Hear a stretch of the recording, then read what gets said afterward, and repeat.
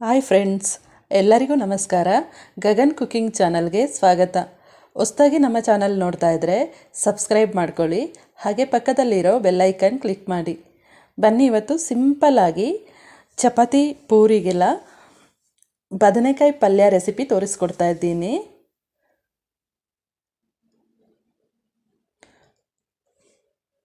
ಚಪಾತಿ ರೊಟ್ಟಿಗೆ ಇದು super combination ಆಗಿರುತ್ತೆ. ಬನ್ನಿ, ಈಗ ಮಾಡ್ಕೊಳ್ಳೋದು ಹೇಗೆ ಅಂತ ನೋಡೋಣ.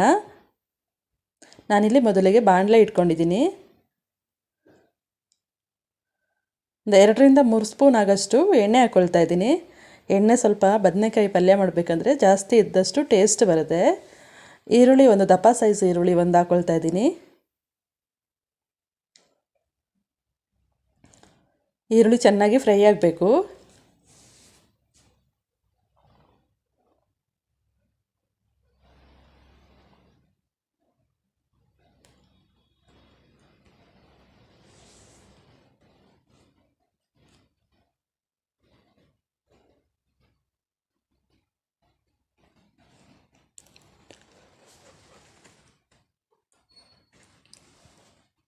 ಈಗ ಈರುಳ್ಳಿ ಫ್ರೈ ಆಗಿದೆ. ಫ್ರೈ ಆಗಿದ ಮೇಲಿಂದ ಬದನೆಕಾಯಿನ ಚೆನ್ನಾಗಿ ಹೆಚ್ಚಿಬಿಟ್ಟು ಉಪ್ಪು ನೀರಿಗೆ ಹಾಕಿ ತೊಳೆದು ಇಟ್ಕೊಂಡಿದ್ದೀನಿ. ಇದನ್ನು ಹಾಕ್ಕೊಳ್ತಾ ಇದ್ದೀನಿ. ಬದನೆಕಾಯಿನ ಈ ರೀತಿ ಉದ್ದಕ್ಕೆ ಹೆಚ್ಚಿಬಿಟ್ಟು ಹಾಕ್ಕೊಳ್ತಾ ಇದ್ದೀನಿ. ಇದು ಎಣ್ಣೆನಲ್ಲೇ ಫ್ರೈ ಆಗಬೇಕು, ಬೇಯಬೇಕು. ನೀರು ಹಾಕ್ಕೊಳಕ್ಕೆ ಹೋಗಬೇಡಿ.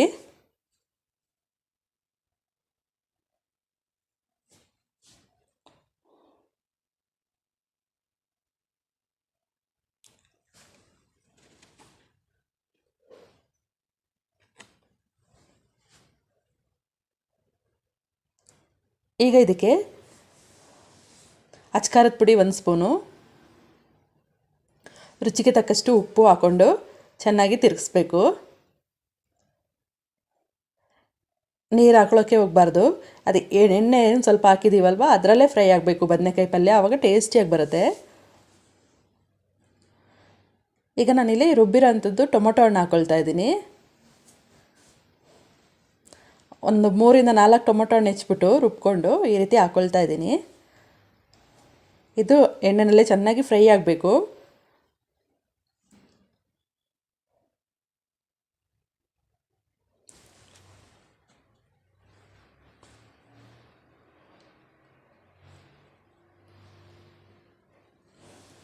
ಈಗ ಬ್ಯಾಡಗಿ ಮೆಣಸಿನ್ಕಾಯಿ ಪುಡಿ ಸ್ವಲ್ಪ ಹಾಕ್ಕೊಳ್ತಾ ಇದ್ದೀನಿ.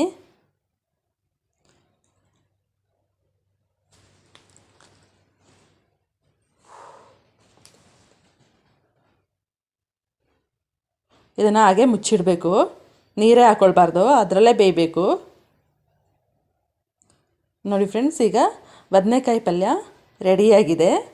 ಇದು ಚಪಾತಿ ರೊಟ್ಟಿಗೆ ಸೂಪರ್ ಕಾಂಬಿನೇಷನ್. ಈ ರೆಸಿಪಿ ಇಷ್ಟ ಆಯ್ತಂದರೆ ಕಮೆಂಟ್ ಮಾಡಿ, ಲೈಕ್ ಕೊಟ್ಟು ಶೇರ್ ಮಾಡಿ.